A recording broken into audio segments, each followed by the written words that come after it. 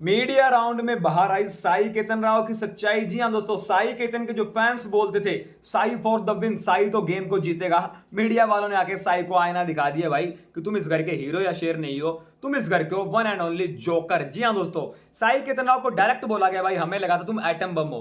पहले हफ्ते में मुझे भी यही लगा था, साई की लव से झगड़ा हुआ, विशाल से झगड़ा हुआ, सना मकबूल से फाइट हुई, मुझे भी यही लगा था कि ये जो बंदा है ना, ये लव कटारिया को, सना को, विशाल को, इस तिगड़ी को ये टक्कर देगा। दूसरे हफ्ते में Sai down down down down down आता ही गया और छठे सातवें हफ्ते तक साई बहुत डाउन हो गया। साई ने इस घर में अगर कुछ किया है तो वो है पहले दीपक चौरसिया की चाटना, उसके बाद अरमान मलिक की चाटना एंड देन रणवीर शौर्य की चाटना। साई से जब भी कोई पूछे कि भाई ट्रॉफी ट्रॉफी तो जी रणवीर जी को दे दो, मतलब आप तो जीतने आए नहीं हो। और यही बात यहां पे मीडिया वालों ने बोल दिया है कि इस घर में आपका वजूद क्या है साई? साई आप तो स्पाइनलेस साई हो, आपने इस घर में कुछ किया ही नहीं, आपकी तो रीड ही नहीं है। आप तो एक वीक पर्सनैलिटी निकले, हमें लगा था आप एक एटम बम बनोगे, आप फटोगे, पर आप तो फुसकी बम निकले। तो साई इस पे बोलता है मैं बहुत ज्यादा लड़ने वाला इंसान नहीं हूं। अगर मेरे बारे में आपको यह लगता है कि मैं बहुत ज्यादा लड़ने वाला इंसान हूं तो आपका जो रिसर्च है वो थोड़ा सा हिला हुआ है। साई तुम कितने लड़ने वाले इंसान और कितने नमूने इंसान हो ये हम सब ने देखा। पहले तुमने लव कटारिया को गाली दी, फिर लव ने जब गाली दी तो तुम मारने के लिए चले गए। अगले दिन अगले एपिसोड में अदनान को धक्का मारा, विशाल को धक्का मारा।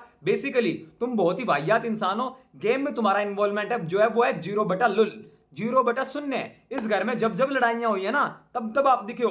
पहले हफ्ते में आपकी लड़ाई हुई लव कटारिया से, आप दिखे, विशाल से लड़ाई हुई आप दिखे, सना से लड़ाई हुई आप दिखे। उसके बाद अब 3-4 हफ्ते गायब रहे। फिर आपकी लड़ाई हुई लव कटारिया से फिजिकल होने वाली, तब आप दिखे, आपने विशाल को धक्का मारा, अदनान को धक्का मारा, आप तब दिखे। इसके अलावा आप पूरे सीजन में दिखे ही नहीं साई।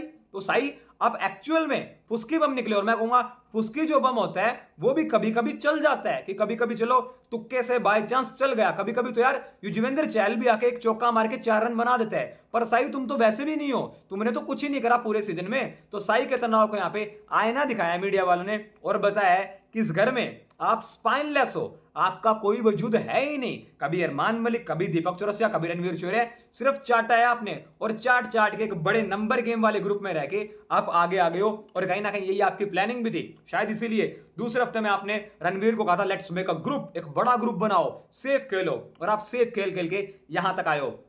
दोस्तों, क्या साई के बारे में ये ऑब्जर्वेशन आपको भी सही लगता है? कि आपको भी लगता है साई जो है वो बहुत ही ज्यादा सेफ खेल के, सॉफ्ट खेल के, बच बचा के आगे तक आ गया है और गेम में उसका कोई इन्वॉल्वमेंट था ही नहीं? क्या लगता है आपको? कमेंट सेक्शन में कमेंट करके जरूर बताओ। बिग बॉस ओटीटी सीजन 3 से जुड़ी latest update, latest news, live feed की सारी अपडेट को सबसे पहले जानने के लिए अभी सब्सक्राइब करो इस चैनल को और बेल आइकन को जरूर दबाओ।